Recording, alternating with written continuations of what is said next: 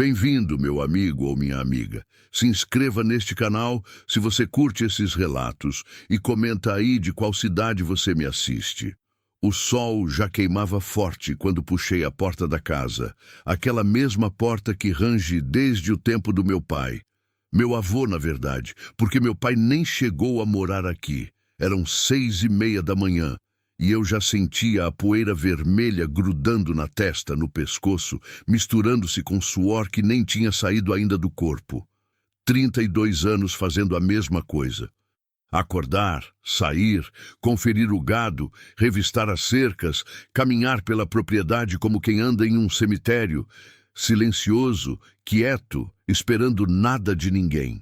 O Maranhão inteiro é assim nessa época do ano. Chão rachado como pele de cobra velha, ar seco que queima dentro do peito, que resseca a boca, que faz a gente respirar e sentir que está inalando fogo. O céu tão azul e vazio que dói nos olhos, aquele azul que não tem nuvem, que não promete chuva, que é só abandono mesmo. Fui para o curral devagar. Os pés doem quando a gente envelhece. Não é dor de velho ainda, eu tenho só 47 anos. Mas é dor de quem trabalhou demais, de quem nunca parou, de quem carregou peso demais. Chamei o gado. Ei, boi, ei, boi! O mesmo som que faço todo dia, eles já me conhecem tão bem que nem levantam a cabeça quando eu chego. A gente se ignora com intimidade. Eles sabem que eu vou dar comida. Eu sei que eles vão comer. Ninguém precisa conversar sobre isso. A vaca mais velha, aquela que chamo de Matilde, sei lá por quê, me olhou. Tinha um olho vidrado, como se estivesse vendo através de mim, procurando por alguém que não estava ali. Eu entendia esse olhar. Perdi minha mulher há 15 anos. Perdi meu filho. Tinha só 3 anos, 8 meses depois dela. Pneumonia. A gente não tinha dinheiro para levar para a cidade, e o médico que vinha aqui de longe em longe tinha dito que não era nada grave. Era mentira. Ou era verdade, mas ele sabia que a gente não podia pagar mesmo. Perdi minha mãe 5 anos depois. Câncer. Meu padrinho, que era quase um irmão, sumiu. Nem sei para onde. Meu melhor amigo, que era mais próximo que qualquer parente, morreu em um acidente na estrada. A terra levou tudo. Ou talvez tenha sido só o tempo mesmo. Às vezes eu não consigo distinguir uma coisa da outra. Tem gente que diz que o tempo cura. Mentira. O tempo só cria cicatriz. E cicatriz dói quando vai mudar o tempo. A fazenda é pequena, 2 alqueires e meio. Nem dá lucro, mas dá para não morrer de fome. Tenho uma vaca que dá leite, a Matilde mesmo. Alguns bois de corte que vendo de vez em quando. Galinhas que botam ovo. Porcos que engordo e depois vendo ou como. Cuido de tudo sozinho. Meus vizinhos mais próximos ficam a 5 quilômetros daqui, do outro lado de uma mata que ninguém atravessa. A gente se vê uma vez por ano, se tanto. Geralmente no dia de São João, quando tem festa na vila e a gente se cruzava lá. Não é que eu escolhi a solidão, é que a solidão me escolheu, e eu aprendi a conviver com ela como quem aprende a viver com uma dor nas costas, aceitando que ela está ali e que provavelmente vai morrer comigo. Consertei a cerca norte. Estava cada vez mais caindo.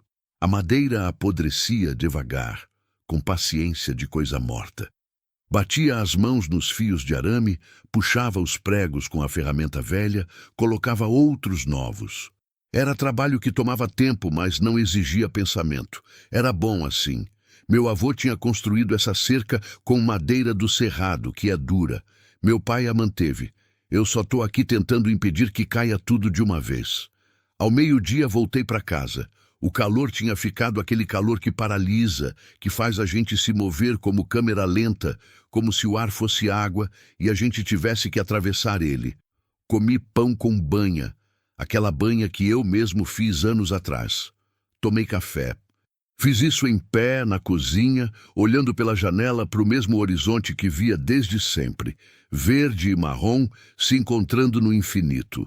Depois dormi um pouco. Aquele sono pesado de quem trabalha desde cedo. À noite, quando o sol finalmente começou a descer, a temperatura caiu um pouco. Fui para a varanda. Sentei em um banco de madeira que tinha sido pintado de vermelho uma vez, mas agora era só madeira cinzenta, gasta. Os grilos começavam a fazer seu barulho. Esse barulho que é como o som da solidão mesmo, sabe? Tipo um apelo, um chamado que ninguém ouve. O vento soprava, fraco, como se não tivesse energia nem para isso. A temperatura caía devagar, como se o dia não quisesse soltar a gente, não quisesse que a noite chegasse. Pensei em Sara, na minha mulher.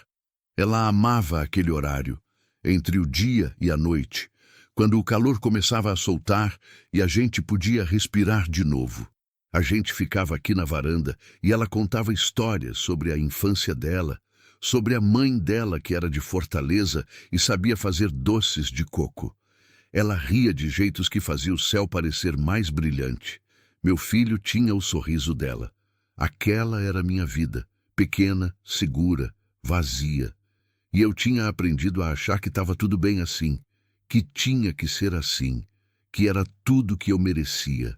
Às vezes a vida bate na sua porta sem avisar.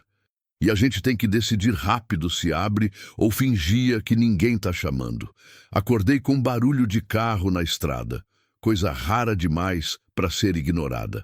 A estrada de terra que passa em frente à minha propriedade quase não tem movimento. Talvez um caminhão por mês vindo de não sei onde, indo para não sei aonde. Passando rápido, levantando poeira vermelha que depois cai devagar sobre tudo. Peguei o relógio que ficava na mesa do lado da cama. Era velho, de corda, que minha mãe tinha deixado, 4:30 da manhã. Estranhei. Levantei devagar, sentindo os ossos reclamarem. Fui até a janela.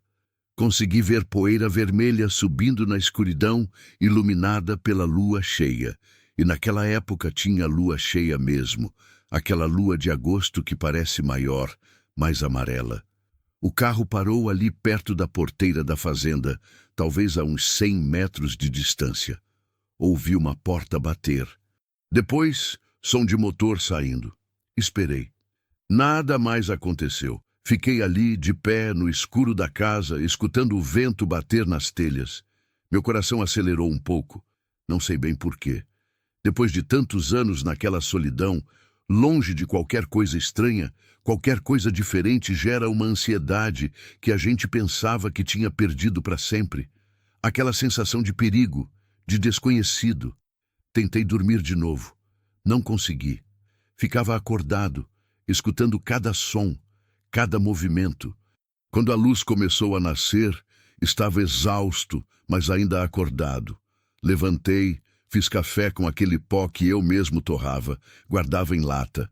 Tomei amargo como sempre. A boca e a garganta já estavam acostumadas com aquele amargo. Doce agora me faria mal. Peguei a enxada e saí em direção à cerca que precisava de reparo. Sempre tinha cerca que precisava de reparo. Tentei não olhar para a porteira, mas olhei mesmo assim. O carro tinha sumido.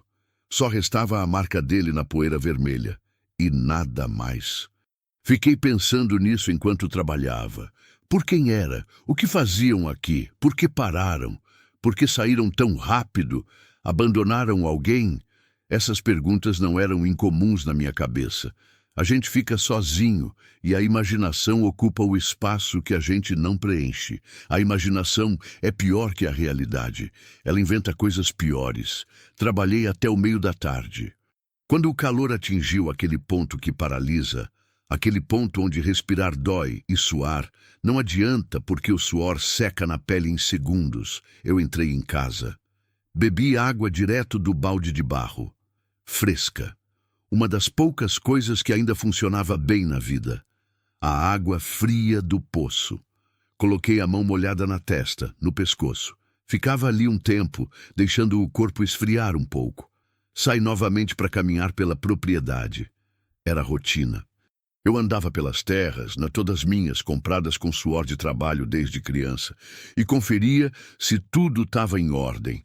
Se alguma cerca tinha caído, se os animais estavam bem, se tinha algum sinal de invasor ou de coisa ruim. Tinha um jeito que eu tinha. Não sei se era loucura ou sabedoria de sentir quando algo estava errado em um lugar. Tipo quando você chega em uma casa e sente que alguém brigou ali. Não vê nada, mas sente. A energia muda. Foi quando cheguei perto da porteira, aquela que ficava na frente, de frente para a estrada, que senti aquela energia. Vi uma forma no chão. No início, pensei que era um animal, um cachorro talvez, desnutrido, ainda respirando, mas não por muito tempo. Quando fui aproximando devagar, com o coração acelerado, vi que era humano. Era uma mulher, deitada na poeira vermelha, semiconsciente, respirando pelo nariz de um jeito estranho. Roupas sujas, rasgadas nos lugares errados. Cabelos despenteados, boca muito seca, lábios começando a rachar. Ela respirava, mas fraco, muito fraco. Como alguém que está em estado de choque, como alguém que está se despedindo do mundo. Deus do céu!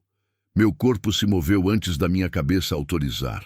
Corri para perto dela, ou o mais rápido que minhas pernas cansadas conseguiam correr. Agachei.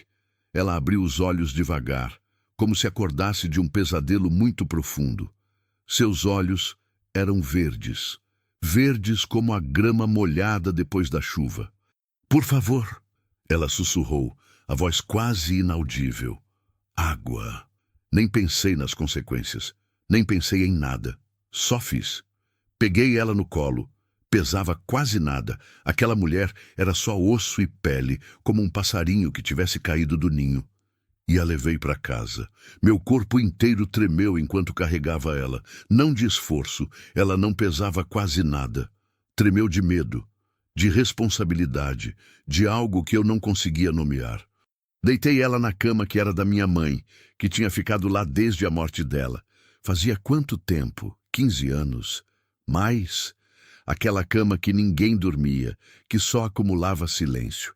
Peguei uma toalha velha, molhei com água fresca do balde e comecei a limpar o rosto dela. Seus olhos foram abrindo devagar, focando em mim. Depois, desfocar de novo, como se não conseguisse decidir se eu era real. Tá bem. Tá tudo bem agora, eu dizia, como se aquilo fizesse alguma diferença. Como se as palavras fossem poder em curar. Dei água para ela beber, devagar, muito devagar. Minha mão tremia enquanto colocava o copo nos lábios dela. Cuidado para não engasgar. Aquela água descia pela garganta dela e ela fechava os olhos como se fosse a coisa mais boa que tinha sentido em muito tempo. Depois fiz um caldo simples, caldo de carne com alho e cebola, aquele caldo que minha avó fazia, que é bom para qualquer coisa. Ela comeu quase sem abrir os olhos, quase mecanicamente, como se estivesse se alimentando de máquina. Descansa, eu falei, mesmo sabendo que ela não estava me ouvindo direito. Você está segura, está tudo bem agora, você está em casa.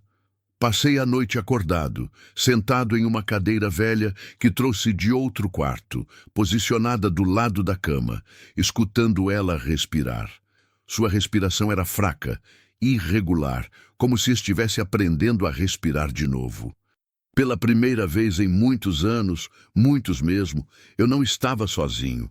E apesar do medo que sentia, apesar da incerteza, apesar de toda a dor que eu sabia que isso podia trazer, porque eu já tinha perdido antes, eu sabia como era. Eu tinha feito a coisa certa, eu tinha feito a coisa certa. A gente não precisa de palavras para entender quem sofreu. A gente só precisa ter estado lá também. Ela acordou no segundo dia, quando o sol estava em seu ponto mais alto, quando o calor era insano, quando qualquer criatura sensata estava deitada em algum lugar à sombra. Olhou em volta, assustada, os olhos verdes passando rápido por cada canto da simplicidade do quarto, como quem não conhece o lugar, como quem acorda em um lugar estranho e a mente precisa de alguns segundos para entender se está segura ou em perigo. Tá calma, eu falei baixo, muito baixo, como se falar alto fosse fazer ela desaparecer. Você tá segura aqui, ninguém vai fazer nada com você. Ela me olhou por um tempo bem comprido. Seus olhos se moviam, estudando meu rosto, tentando ler se eu era confiável ou não. Tinha uma inteligência naquele olhar, apesar de toda a fragilidade. Quem é você? A voz dela saiu rouca, partida, como se tivesse garganta de vidro. Meu nome é Geraldo. Essa é minha casa. A fazenda é minha. Você está na minha cama. Era da minha mãe antes. Ela piscou devagar, processando aquela informação como se fosse em câmera lenta. Depois virou para a parede. Como você chegou aqui? Perguntei. Silêncio. Você estava desmaiada na porteira da minha fazenda. Ontem de tarde. Eu a encontrei quando estava fazendo uma caminhada pelas terras. Mais silêncio. Você tinha fome? Você está doente? Perguntei com cuidado, como quem faz pergunta para alguém que está acordando de cirurgia. Ela não respondeu. Só continuou olhando para a parede. Não perguntei mais nada naquele dia. Respeito, eu aprendi com o tempo. É mais importante que qualquer outra coisa. Deixei água do lado da cama. Deixei um pouco de pão que tinha feito no dia anterior. Ela não comeu, mas pelo menos estava ali se precisasse. Os dias que se seguiram foram lentos e pesados. Ela ficava deitada, e eu trazia pão com banha, caldo, água, às vezes um ovo cozido. Ela comia pouco, muitíssimo pouco, sempre com a sensação de quem tem medo que a comida seja tirada a qualquer momento, como se pudesse desaparecer. Conheci bem esse olhar. Minha avó tinha o mesmo. Depois que a fazenda passou por aqueles anos de seca muito forte, quando a gente quase morreu de fome. Vera começou a andar no terceiro dia. Foi assim que descobri o nome dela. Ela acordou de um sono agitado e pediu permissão para ir ao banheiro. Levei ela, segurando no braço dela que era tão fino que parecia que podia quebrar. Depois que saiu de lá, ela disse, "Obrigada." A primeira palavra que ela falava para mim de verdade, com alguma energia. "Meu nome é Vera," ela disse quando voltou para a cama. "Se você quer saber. Vera é um nome bonito, significa verdade, em latim." Ela sorriu pequenininho. Meu pai gostava de latim. Dizia que a verdade era a coisa mais importante do mundo. Não perguntei mais sobre o pai naquele dia. Os passos dela começaram a ficar mais firmes com o tempo. Primeiro até a porta do quarto, depois até a sala, depois até a cozinha. Seus movimentos eram lentos, ainda frágeis, como de uma criança aprendendo a caminhar novamente depois de uma doença grave. Uma tarde, ela estava sentada na cadeira de madeira da cozinha, olhando para fora pela janela, quando perguntou, "Você trabalha com o quê? Além de salvar mulheres desmaiadas na porteira." Havia um tom leve na voz dela. Tipo aquele tom que a gente usa quando está começando a acreditar que pode brincar de novo. Criação, gado, agricultura pequena, nada que dê lucro de verdade, mas dá para viver. A terra aqui é pobre, mas é minha. Comprei com trabalho quando tinha dinheiro, agora só cuido. Ela acenou com a cabeça. Sua mão esquerda tremeu um pouco, mas menos do que tremeu nos dias anteriores. "Você mora aqui sozinho?" "Há muitos anos." "Sempre foi assim?" Encontrei meu próprio olhar no dela. Aquele vazio de quem perdeu tudo. "Não, mas a vida muda. A gente perde as pessoas. A gente aprende a viver sem elas. Ou a gente não aprende e morre também. Acontece." Ela não perguntou mais. Nós dois entendíamos isso sem palavras. No quarto dia, acordei cedo e achei Vera na cozinha. Ela estava a arrumar os pratos da noite anterior que eu tinha deixado de molho. Estava lavando, movimentando-se devagar, mas com um jeito decidido, como quem quer provar que merecia estar ali. "Você não precisa fazer nada," eu disse. "Preciso sim," ela respondeu sem olhar para trás, as mãos na água quente. "Se eu não fizer algo, eu viro invisível. E eu não posso virar invisível de novo. Já fui invisível demais na vida." Entendi aquilo fundo, naquele lugar onde a gente não consegue explicar nada, onde a gente só sente. A gente se torna invisível quando ninguém precisa da gente. A gente se torna invisível quando não importa se existe ou não. Tinha sido assim comigo também, depois de Sara morrer. Não que as pessoas não quisessem me ver, mas como se eu tivesse sumido mesmo assim, como se a vida tivesse continuado sem mim e ninguém tinha percebido. Os dias se transformaram em uma semana. Vera recuperava as forças devagar, dia a dia. Começou a ir comigo fazer as coisas da propriedade, nunca longe, sempre perto da casa. Aprendia rápido. Observava como eu fazia as coisas e depois tentava fazer sozinha. Tinha jeito com os animais. As galinhas comiam na sua mão. A Matilde, aquela vaca velha, abaixava a cabeça para ela, como se reconhecesse algo. Uma noite, sentamos na varanda. O céu do Maranhão é imenso. Parece que você consegue ver até o fim do mundo dali. Há bilhões de estrelas, e elas piscam como se estivessem tentando contar uma história. Ficamos ali em silêncio por um tempo bem comprido. Depois eu perguntei, você tem família? Alguém que está procurando você? Ela demorou a responder. As mãos dela estavam cruzadas no colo, tremendo levemente. Tinha, mas é como se não tivesse mais. Eles sabem que você está viva? Não, e não podem saber. Estranhei, mas não perguntei. Por quê? Ela virou para olhar para mim, e havia desespero naquele olhar.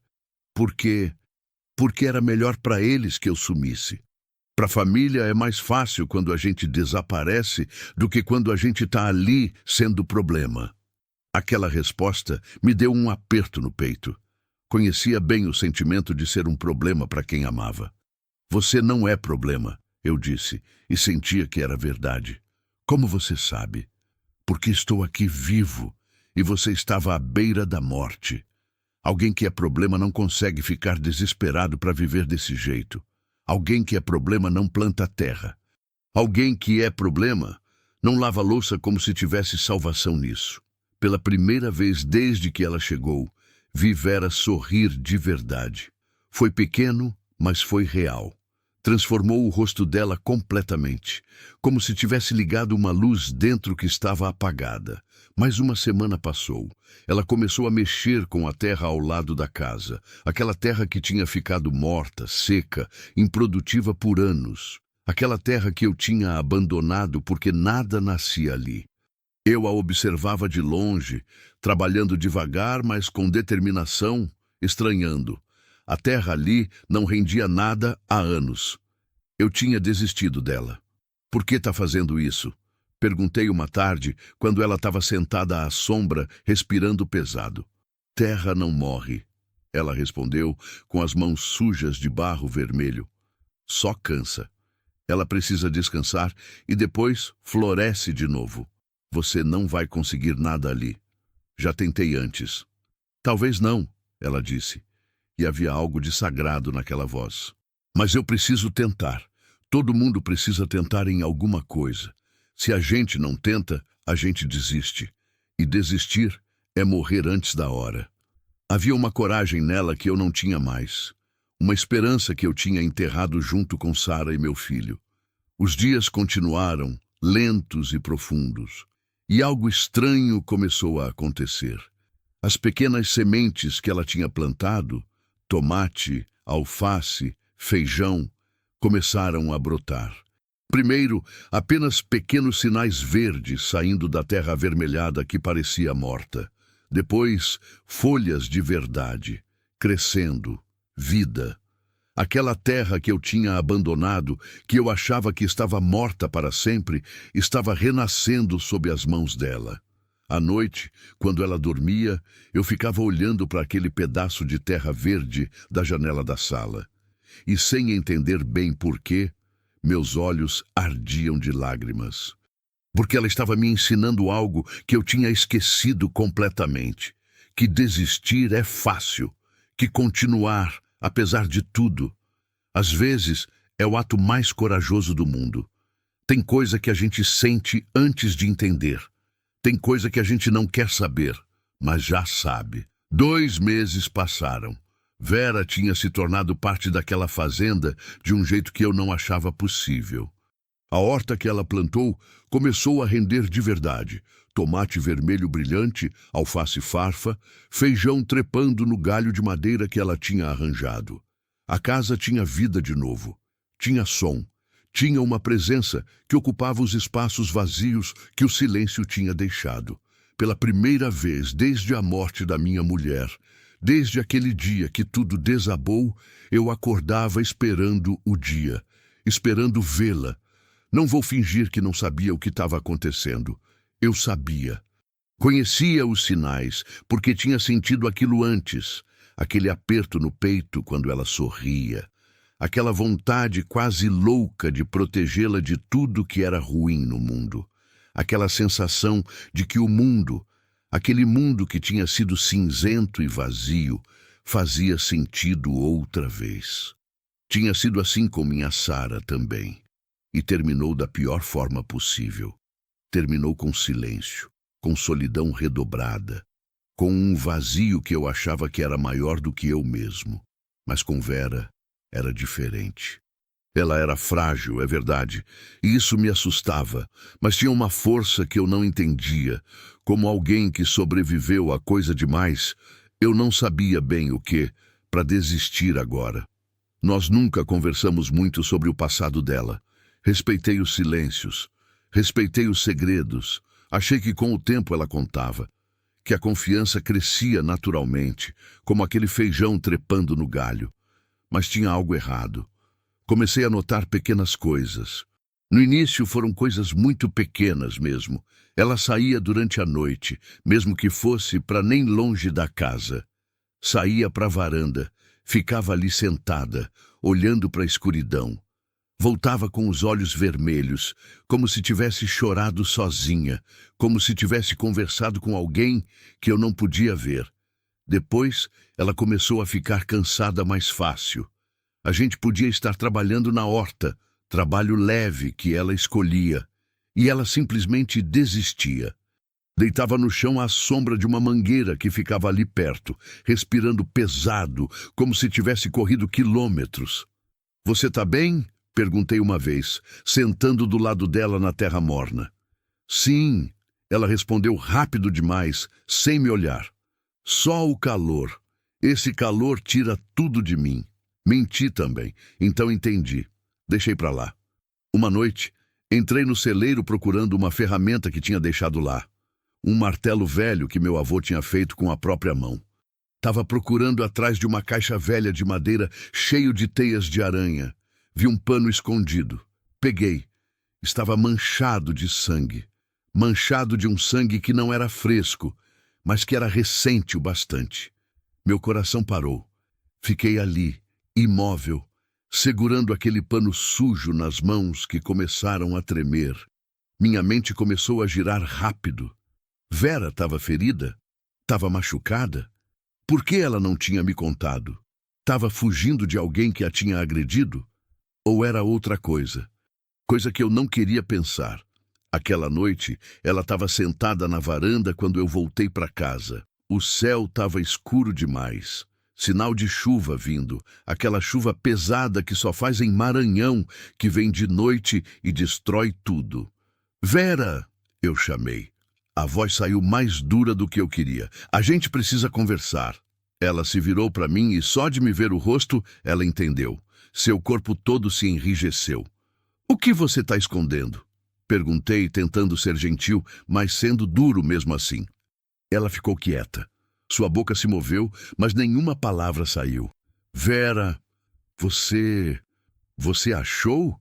Ela perguntou baixo, como uma criança que foi pega em mentira. "Achei um pano, com sangue, no celeiro." Ela desviou o olhar para longe, para aquele horizonte que parecia infinito mesmo no escuro. "Eu não queria que você soubesse." Ela sussurrou, e tinha desespero naquela voz. Meu peito apertou. "Saber o quê, Vera? Fala comigo."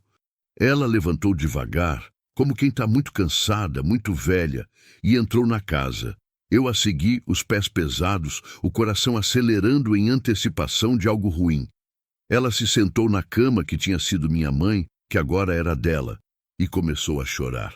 Não era choro de tristeza, era choro de quem sabe que está acabado. "Eu tô doente, Geraldo," ela disse, e aquelas palavras saíram como sentença de morte. "Muito doente." O mundo parou. "Que tipo de doença?" "A mesma que matou minha mãe. pulmonar, progressiva. A gente chama de... Não importa o nome científico, o que importa é que mata. Eu senti as pernas fraquejarem. Sentei na cama do lado dela, mais longe, como se a doença fosse pular de um para outro. Desde quando você sabe? Desde antes de chegar aqui. Aquelas palavras caíram como uma pedra pesada. Então por quê? Por que você ficou? Ela me olhou e havia desespero daquele olhar, mas também havia paz. Porque aqui foi o único lugar onde eu me senti viva, Geraldo. Entende de verdade? Minha família me mandou embora para não ter que ver. Os amigos sumiram. É assim que funciona quando você está morrendo. Ninguém quer estar perto. É como se você tivesse contagioso de morte. Mas você não correu. Você me viu e não correu. Eu não conseguia respirar direito. Você deveria ter me contado. E para quê? Ela perguntou. Para você sofrer comigo, para você se sentir obrigado a ficar, para você carregar meu peso. Ela chorava agora, as lágrimas escorrendo. Não, eu só queria que alguém visse a gente de verdade, não doente, não quebrado, só a gente mesmo, antes de eu ir embora. Fiz uma coisa que não fazia desde que minha Sara morreu. Fiz uma coisa que prometi nunca fazer de novo, porque dói demais quando sai embora.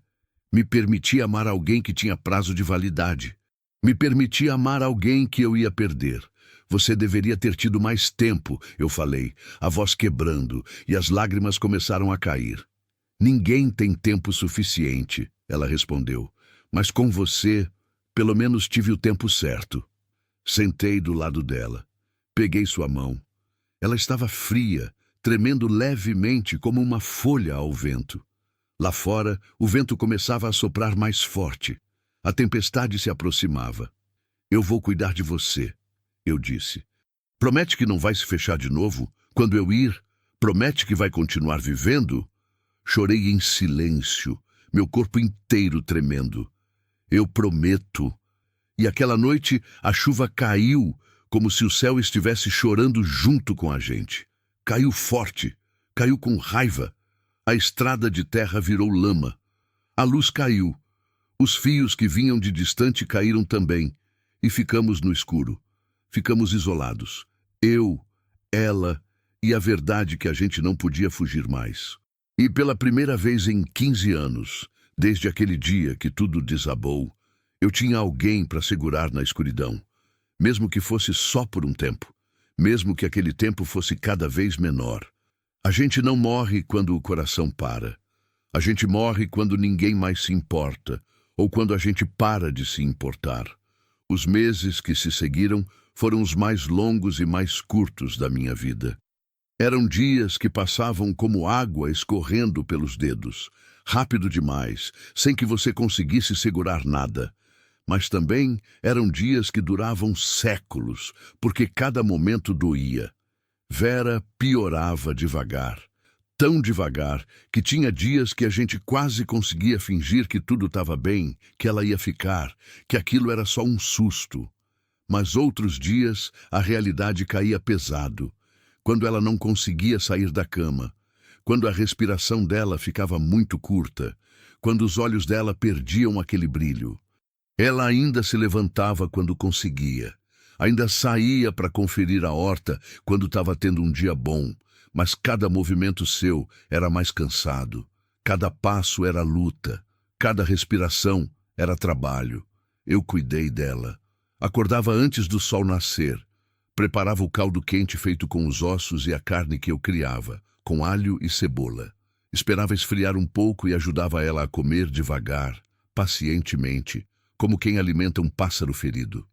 Quando ela tremecia de febre, e a febre vinha cada vez mais frequente, eu colocava pano molhado na testa, na nuca, escutava ela reclamar de frio, mesmo aquele calor do Maranhão sendo insano. Quando ela acordava à noite assustada, assustada de estar desaparecendo, assustada do vazio que vinha se aproximando, eu segurava sua mão e dizia que eu estava ali. Eu não vou deixar você sozinha. Promete? Ela perguntava, com aquela voz que ficava mais fina cada dia. Prometo. Meus vizinhos perceberam. Apareceu uma moça nova na fazenda de Geraldo. Começaram os comentários. Nas poucas vezes que fui na vila para comprar coisas que não podia fazer em casa, as pessoas olhavam para mim diferente.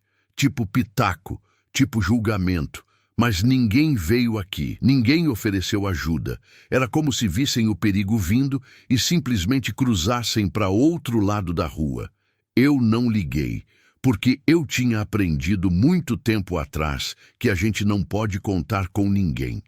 Mas Vera ensinou que talvez não tivéssemos que contar, talvez a gente deveria só se segurar um ao outro e pronto, que talvez aquilo fosse o bastante. Uma noite, havia-se passado quase 4 meses desde que ela apareceu na minha porteira. Ela chamou meu nome. Eu estava sentado do lado da cama como fazia todo dia, toda noite. Vem para aqui, ela disse, apontando para o espaço ao seu lado. Deitei ao lado dela. Ela colocou a cabeça no meu peito tão leve que quase não sentia o peso. Podia sentir o coração dela batendo, fraco, irregular, como se estivesse desistindo devagar. Podia sentir meu próprio coração batendo rápido, tentando compensar. Obrigada, ela sussurrou. Por quê? Por me deixar ficar, por me deixar viver, mesmo que fosse por pouco, por não me abandonar, por ver a gente quando ninguém mais via.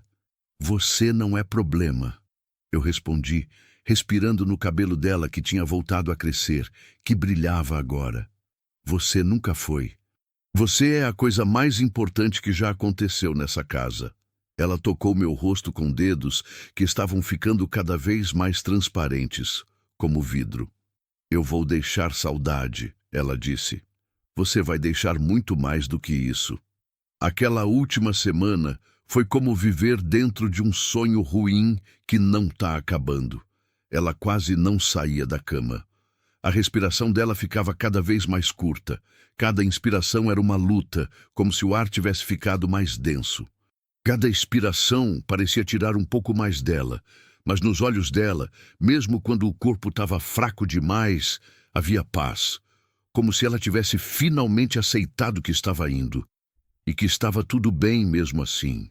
2 dias antes do final, ela pediu para sentar na varanda. Eu a carreguei no colo.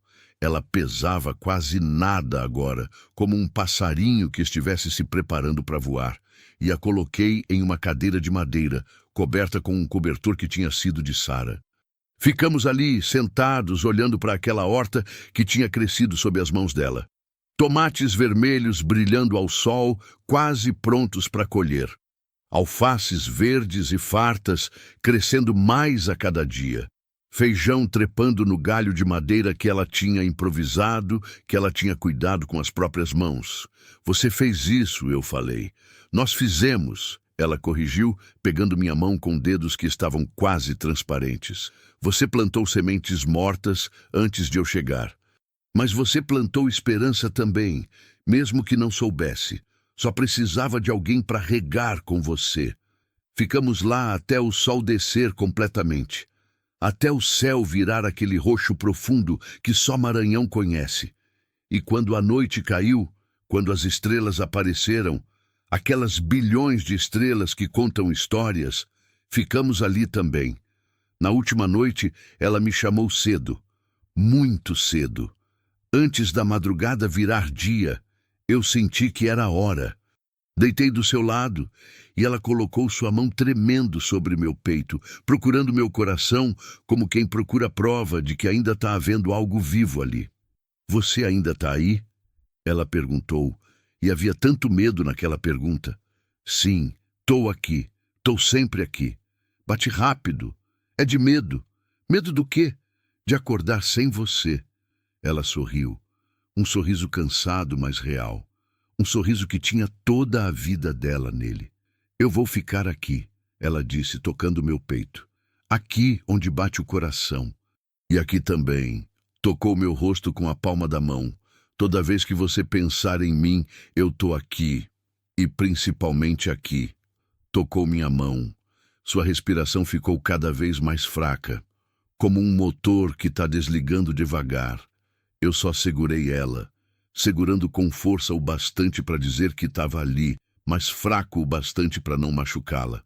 Promete que não vai se fechar, ela sussurrou, que não vai voltar aquele silêncio. Prometo, eu chorei. Então eu posso ir. E foi. Não teve sofrimento no final. Teve paz. Teve um último respiro que saiu devagar. Teve uma batida fraca do coração. E depois, silêncio. Aquele silêncio que eu conhecia tão bem desde antes dela chegar, mas que agora era diferente, porque não era vazio, era presença. Enterrei Vera nos fundos da fazenda, perto daquela horta que ela tinha feito nascer. Peguei uma madeira que tinha no celeiro, a mesma madeira que meu avô tinha deixado, e fiz uma cruz simples. Gravei o nome dela com uma ferramenta que tinha por ali, Vera, que significa verdade. Não chamei ninguém, não precisava. Era só eu e ela, como tinha sido desde o começo. Cantei baixo uma música que minha mãe cantava. Os grilos fizeram coro. Os meses que se seguiram foram os mais difíceis. A casa ficou vazia de novo, a cozinha silenciosa, o quarto, aquele que tinha sido minha mãe e depois dela, vazio, com a cama arrumada, mas sem ninguém nela. Muitos dias eu acordava esperando ouvir ela se mexendo, esperando o som dela varrendo o chão, cantarolando baixo. Muitos dias eu lembrava de ir chamar ela para almoço antes de lembrar que ela não estava mais ali. Aquele luto foi mais profundo que aquele que senti quando Sara morreu. Porque dessa vez eu tinha escolhido sofrer. Dessa vez eu tinha dito sim, mas dessa vez eu não me fechei, porque ela pediu. E porque eu entendi, finalmente, naqueles meses de silêncio e saudade, que sofrer não era o pior que podia acontecer com a gente. O pior era nunca ter sentido nada. A horta continuou crescendo. Até agora continua crescendo. Tem pessoas que conhecem meu trabalho com aquela terra, como ela floresce, como produz, e vêm aqui pedir sementes, pedir conselhos. Eu dou. Dou tudo que Vera plantou, tudo que ela ensinou. E a casa, deixei as portas abertas. Não era planejado, só aconteceu. Um dia deixei a porta da frente aberta e ela ficou assim. Quando passa alguém na estrada pedindo ajuda, e tem passado mais gente agora, tipo se a notícia tivesse espalhado, eu não finjo que não ouço mais. Eu abro a porta, deixo entrar. Ofereço água, comida, lugar para descansar, porque Vera me ensinou que a gente não morre quando o coração para. A gente morre quando ninguém mais precisa da gente, ou quando a gente para de se importar com quem precisa. E eu tinha dado ao mundo, ao menos por um tempo, a chance de precisar dela. Tinha dado a ela a chance de existir de verdade, de ser vista, de ser importante. Tinha me permitido amar. E mesmo que aquilo tenha doído mais do que qualquer outra coisa na vida minha, valeu cada segundo. Porque amar, mesmo que por um tempo, ainda vale infinitamente mais do que nunca sentir nada. Algumas pessoas não vêm para ficar, vêm para te ensinar a viver. Vera foi minha professora, e a lição dela continua crescendo na terra vermelha do Maranhão. Tem uma coisa que ninguém te conta sobre luto. Não é que dói menos com o tempo.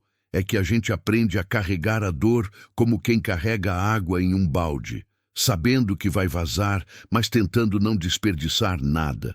Passei os primeiros 3 meses depois da morte de Vera sem falar com ninguém. Não é que eu evitava as pessoas, é que as pessoas me evitavam, ou talvez fosse eu mesmo evitando e achava que era delas. Não faço ideia agora.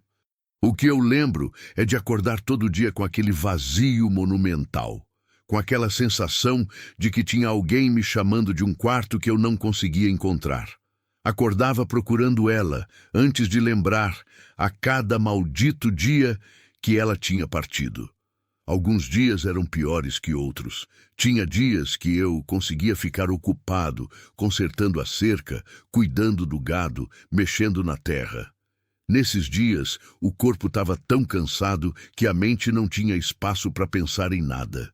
Nesses dias eu quase esquecia por algumas horas, mas tinha outros dias que eu simplesmente não conseguia sair da cama.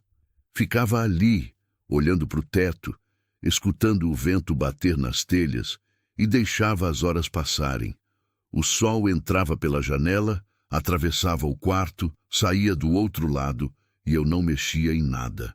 Na primeira semana, depois dela partir, não comi quase nada. Na segunda semana, lembrei que precisava comer.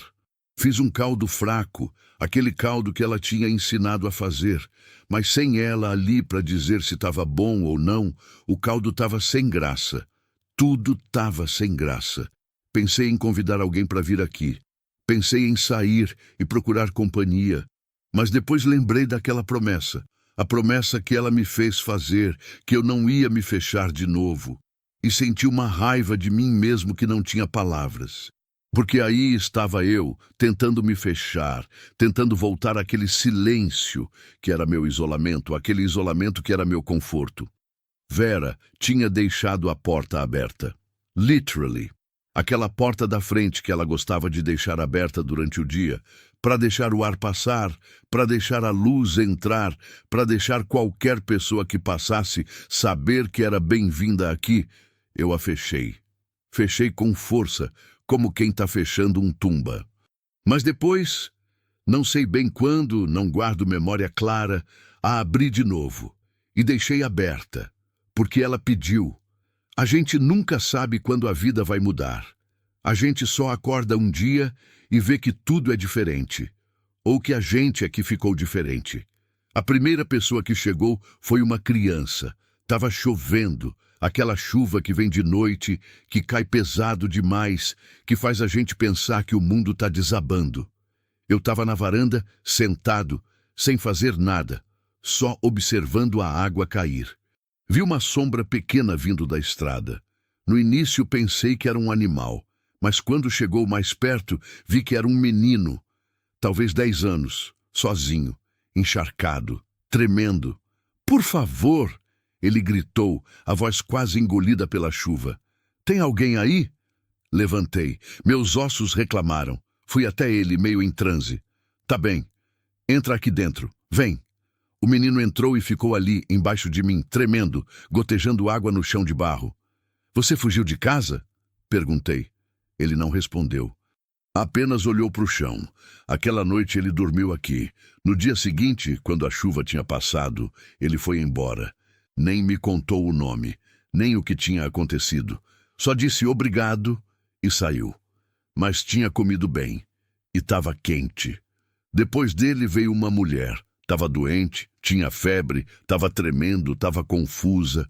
Apareceu na porteira quase desmaiada, tipo uma cena que eu já tinha visto antes, que me deu um aperto no peito que quase me derrubou. Não era Vera, mas era alguém que precisava. Cuidei dela por 5 dias.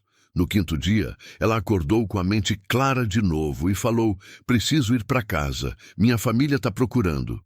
Eu a deixei partir e ela chorou de gratidão. Depois foi um homem velho, estava sozinho, tinha saído da casa do filho porque não queria ser peso e estava dormindo na rua. Ficou comigo 2 semanas. Ajudou consertando cerca. Tínhamos conversas longas à noite, sobre vida, sobre morte, sobre como a gente fica sozinho mesmo quando está rodeado de gente. Quando foi embora, deixou uma carta. Não li na hora, li depois, muito depois. "Você me salvou", ela dizia, "não do corpo, do espírito. Obrigado por acreditar que eu ainda valia a pena."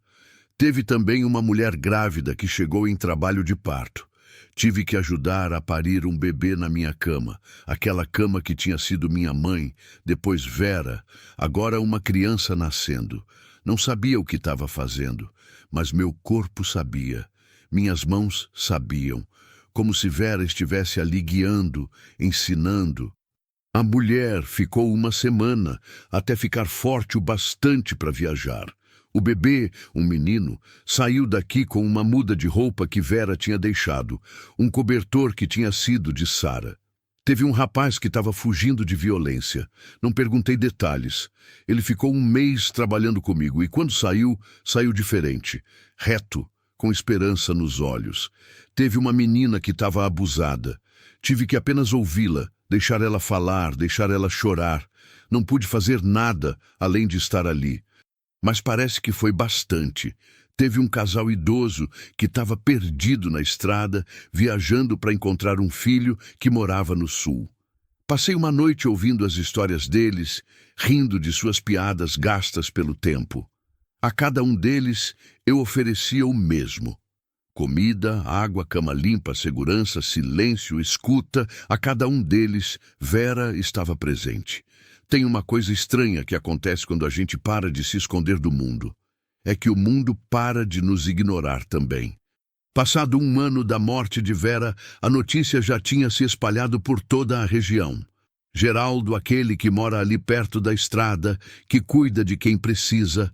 Geraldo que abre a porta para qualquer um. Geraldo que tinha perdido uma mulher e, em vez de morrer de novo, aprendeu a viver. As pessoas começaram a falar sobre a minha fazenda como se fosse um lugar sagrado. Não era. Era só um lugar. Mas era um lugar onde as pessoas sabiam que podiam chegar sem julgamento, sem pergunta, sem nada além de ajuda. O padre da vila, que nem sabia quem eu era 5 anos atrás, começou a mandar pessoas aqui. Vai para a casa de Geraldo, ele dizia. Ele vai cuidar de você. Eu não era ninguém especial, mas era alguém que tinha passado por perdas. E isso, aparentemente, era qualificação o bastante para entender a dor dos outros. Comecei a entender, ao longo daquele ano, que o que Vera tinha me ensinado não era apenas sobre amar uma pessoa, era sobre amar a humanidade, sobre entender que cada pessoa que chegava aqui era sagrada, que cada história era importante, que cada vida que passava pela minha porta tinha peso, tinha significado, tinha mérito de ser honrada. Comecei a cultivar mais. A horta que Vera tinha plantado virou 2, depois 3 hortas. Comecei a guardar comida, a fazer conservas de tomate, de feijão, a armazenar tudo o que sobrava porque sabia que alguém ia chegar precisando.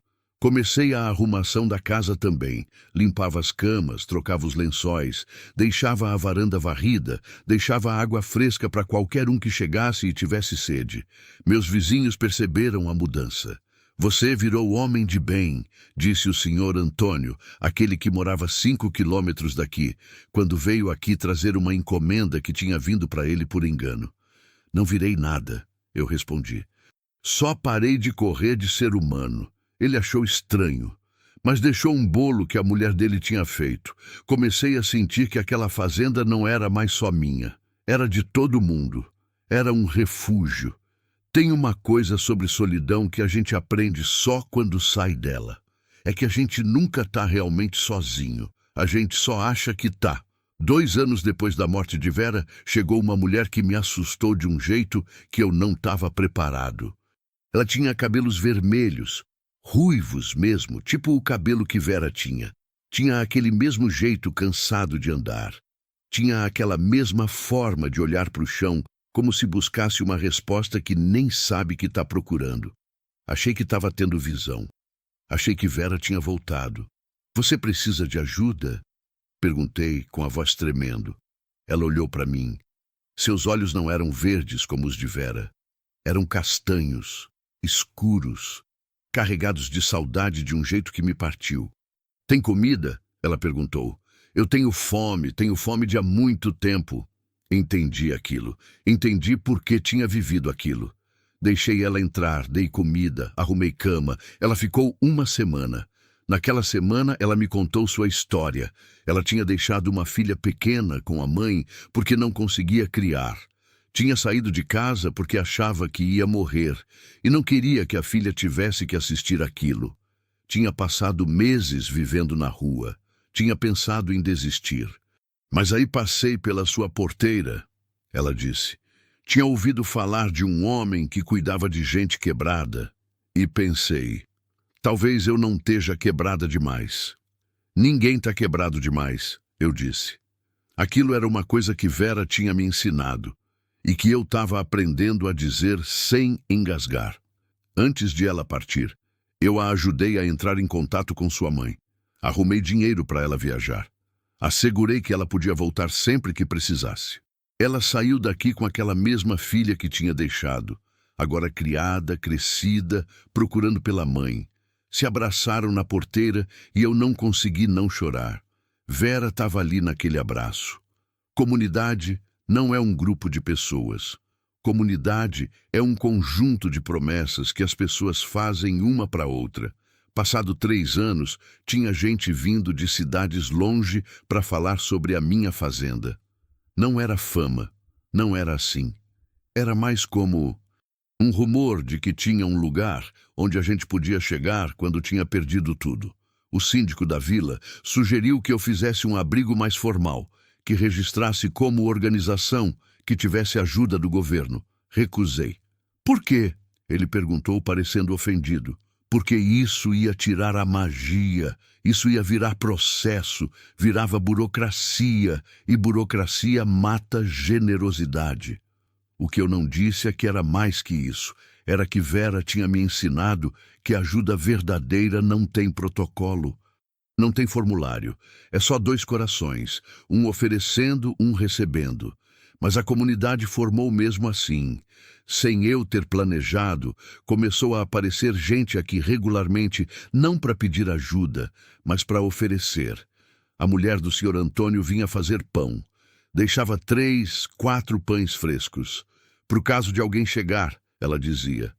Uma menina da vila, aquela que tinha chegado abusada, voltou quando estava melhor e começou a vir ajudar na horta, a ensinar outras pessoas como cultivar. O padre mandava pessoas que precisavam de comida. O doutor que vinha de longe em longe começou a vir me ver, simplesmente porque soube que eu estava cuidando de gente doente. Formou-se uma rede. Não era oficial, não tinha nome, mas existia. As pessoas sabiam que tinha um lugar, minha fazenda, onde elas podiam enviar alguém que estava morrendo de fome, de frio, de solidão. E que essa pessoa ia ser alimentada, aquecida, ouvida. Eu tinha vira tipo um anjo da guarda do interior. Mas eu sabia que não era eu. Era Vera. Vera, através de mim. Tem dor que a gente só consegue processar anos depois. Tem perdas que a gente só consegue honrar quando está forte o bastante. 5 anos depois da morte de Vera, decidi voltar para o cemitério. Tinha ido apenas uma vez, no enterro. Não conseguia voltar. Doía demais. Mas naquele dia, não era dia de nada especial, só um dia comum de maio. Acordei com vontade de ir. Peguei umas flores que tinha na horta.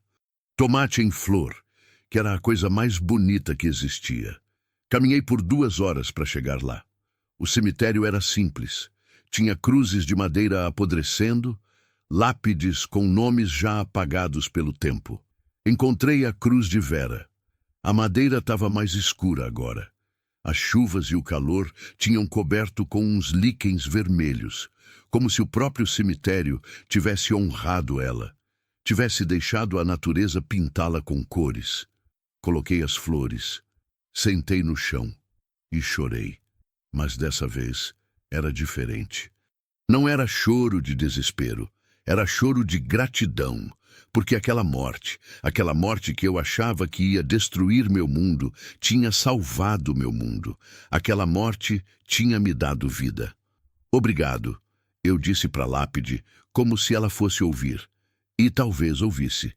Quem sou eu para saber o que houve e o que não houve quando a gente se vai?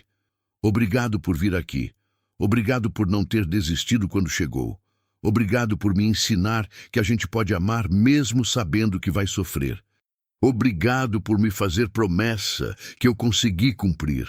Fiquei ali até o sol descer, depois voltei para casa e a vida continuou. Tem coisas que a gente deixa para trás que são mais importantes que dinheiro ou propriedade. Tem coisas que a gente deixa que continuam vivendo para sempre. 7 anos depois, comecei a pensar em legado. Não que eu estava ficando velho, apesar de estar. Estava ficando, sim. 54 anos, corpo que doía, cabelo ficando grisalho. Mas comecei a pensar, e se eu morrer? Quem continua isso? Porque essa coisa que Vera tinha plantado, essa forma de cuidar, essa abertura de coração, ela era importante demais para morrer comigo. Conversava muito com o padre sobre isso. Você poderia deixar para a igreja, ele sugeria. Poderia, eu dizia, mas igreja burocratiza, vira regra, vira lei. Vera não era regra, era coração. Um dia, conversava com aquela menina, agora mulher, que tinha chegado abusada anos atrás. Ela tinha se formado em assistência social, estava trabalhando, ajudando outras meninas. Você continua a obra de Vera, eu disse. Ela olhou para mim, aqueles olhos mais brilhantes agora, mais vivos. É isso que a gente tem que fazer, ela respondeu. Passar adiante. Porque alguém passou adiante para a gente. Entendi. Entendi que o legado não era a fazenda. A fazenda era só um lugar. O legado era a ideia, era a promessa, era a compreensão de que a gente pode salvar um ao outro. Comecei a conversar com outras pessoas. Aquele rapaz que tinha chegado fugindo de violência virou marido de uma moça, tiveram filhos. Ele vinha aqui de vez em quando, ajudava na manutenção. Você me ensinou que homem pode ser gentil, ele disse uma vez. Vou passar isso para os meus filhos. A mulher que tinha parir aqui, depois que reencontrou a família, começou a trabalhar ajudando gestantes em vilarejos. O homem velho que dormiu aqui 2 semanas, voltou para casa, ficou bem com a família, começou a voluntariar numa organização que ajuda idosos abandonados. Cada um deles tinha carregado a semente de Vera consigo. Cada um deles estava plantando em outro lugar. Às vezes, a vida traz de volta para o reencontro. Às vezes, pessoas que a gente ajudou voltam quando a gente mais precisa. 10 anos. 10 anos depois daquele dia que encontrei Vera desmaiada na minha porteira. Eu estava ficando velho demais para isso. Meus joelhos doíam, minha vista estava piorando, as noites eram mais difíceis. Acordava cansado, como se meu corpo tivesse desistido de descansar.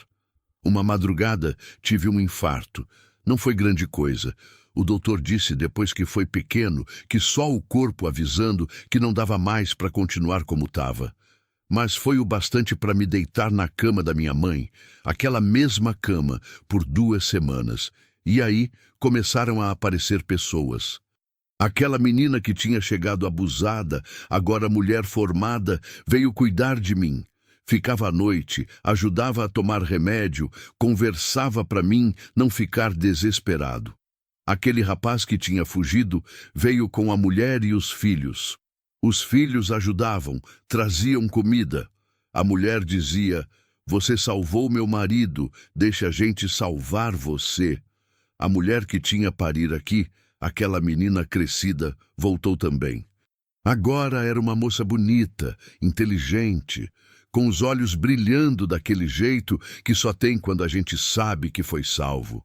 Eu não estava suposto a estar viva, ela disse, segurando minha mão quando eu estava fraco demais para nem respirar direito. Minha mãe não estava suposta a achar meu pai. Nós não estávamos supostos a ser uma família, mas você fez acontecer. Não foi eu sussurrei. Foi Vera. Vera trabalhou através de você, a mulher respondeu. Fiquei ali, na cama, cercado por pessoas que eu tinha ajudado, que agora estavam me ajudando. E entendi.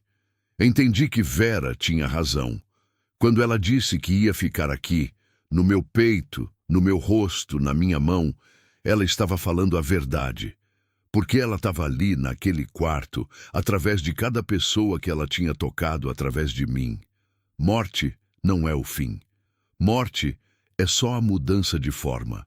A gente morre para o corpo, mas vive na lembrança, na ação, no coração de quem a gente tocou.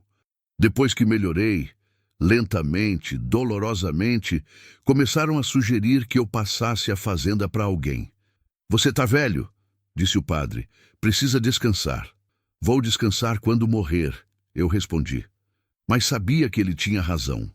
Então peguei uma decisão, deixei a fazenda para um coletivo, não para o governo, não para a igreja, para um coletivo formado por algumas daquelas pessoas que tinha ajudado, a menina formada em assistência social, o rapaz, 2 ou 3 outros que tinha cuidado ao longo dos anos. Isso aqui é de vocês, eu disse, mostrando os papéis de herança. mas com uma condição. Qual? Perguntou a menina.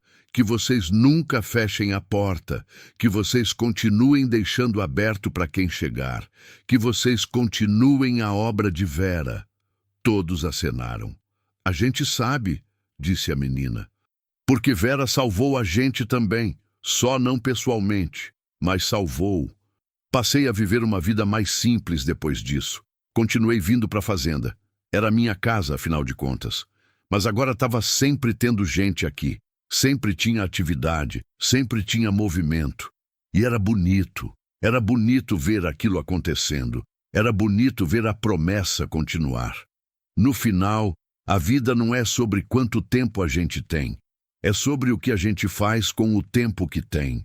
Escrevo isso com 62 anos. Tenho cabelo grisalho agora. Tenho rugas que contam histórias.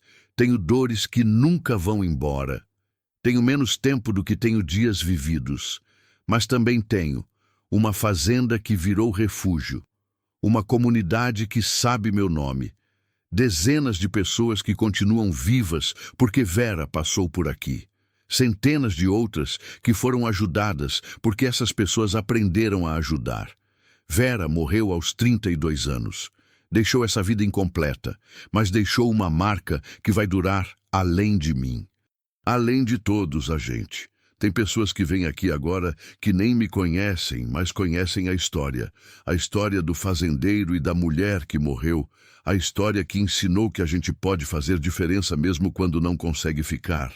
A história que mostrou que amar é mais importante que guardar a gente mesmo.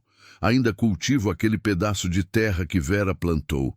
As plantas lá crescem mais rápido do que em outros lugares. Ou talvez seja só impressão minha, mas acho que é mais que impressão.